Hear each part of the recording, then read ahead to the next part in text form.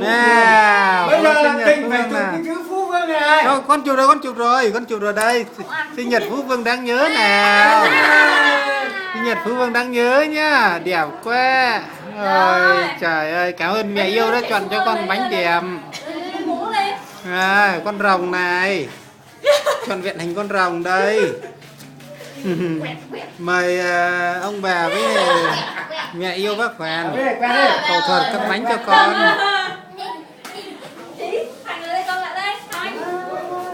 Hình ảnh con rồng đẹp chưa này? Đẹp chưa? Ai mà khá bỉnh này? Làm tạo cái Facebook xong đưa hình với lên như này đó. Có chưa? Hình Facebook của Lam á. Trời ơi, Facebook không mua được rồi nè. Người ta quay nè. Bé đang quay này.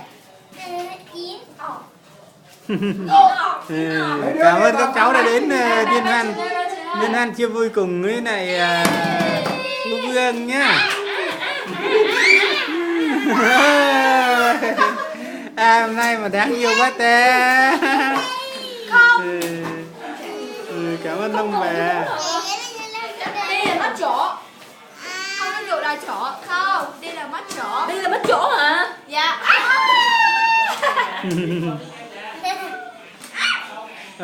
Phú Vương ơi. Phú Vương ơi kìa. Bánh kem nè. Ôi ôi ôi ôi ôi ôi. Ngọc ra đây. Ngọc ra đây. Đây này, mày ăn sang đây, mày ăn sang đây. Rồi.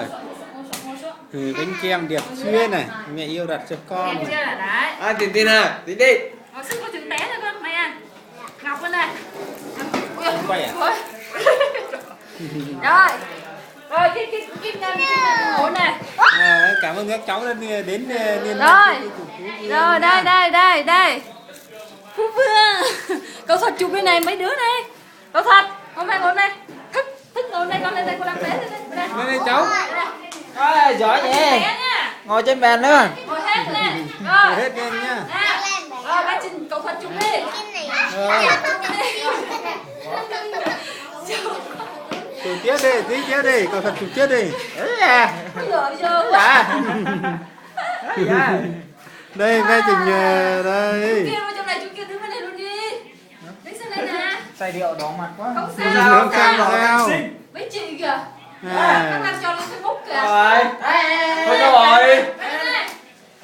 Lan, Huyền, kéo đây. Mau, đây. Cháu sợ rồi. Ơi.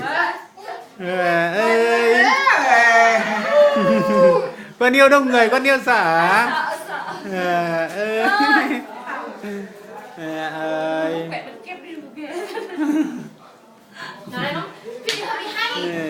Vui quá. Phim này mình nè. Nào. Nè, cắt đi, cắt ăn đi. Thế nào, cắt đi nhá. Này mày ăn cái chỗ kia. Dạ, Phú Vương cắt đi. Phú Vương cắt chưa? Phú cắt rồi. Phú Vương đặt lên móng nhá.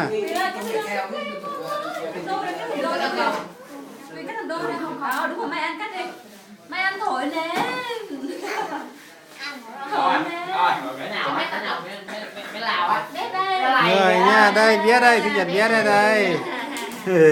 Tâm điểm của ký hôm nay đây. Cái gì đây? Ôi, cắt ra. Đây tâm điểm đây. Cắt ra đi con, Huyền cắt đi con.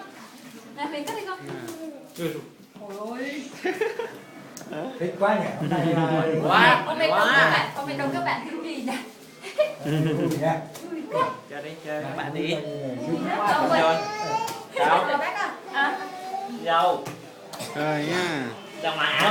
Đâu phải lấy tiền cho chúng nó thích chứ. Đừng có làm lấy tiền đâu. Cả nhà ăn bánh con. Đúng rồi, cả nhà ăn bánh nha. Đấy kìa. Thằng kia vào đây. Mau.